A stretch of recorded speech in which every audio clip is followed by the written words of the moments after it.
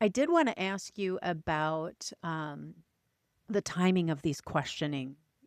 Does that impact comprehension? And by timing, I mean, often we talk about we do these things before we start to read, and then during reading, we're doing this, and then after reading, we're doing this. So, in terms of the timing for these comprehension, these questioning, what does that look like? Yeah. Well, it depends on the goal.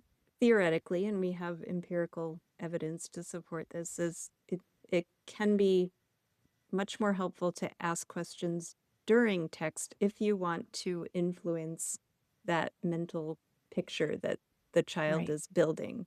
Because if you wait until after they've read the text, they've already built that mental picture representation, and it may or may not be quite Right. what you were hoping they would build. And it's harder to change once they have that, or they might just not have anything there.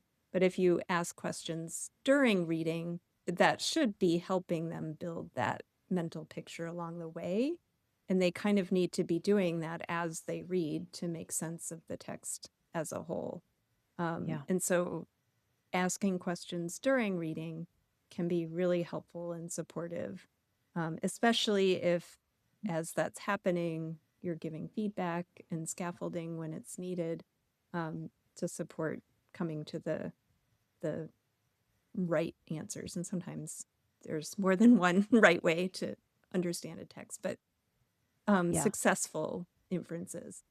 I think the danger with that is either if the questions aren't high quality, so making sure those are good questions that are along that sort of causal thread that we want students to be following.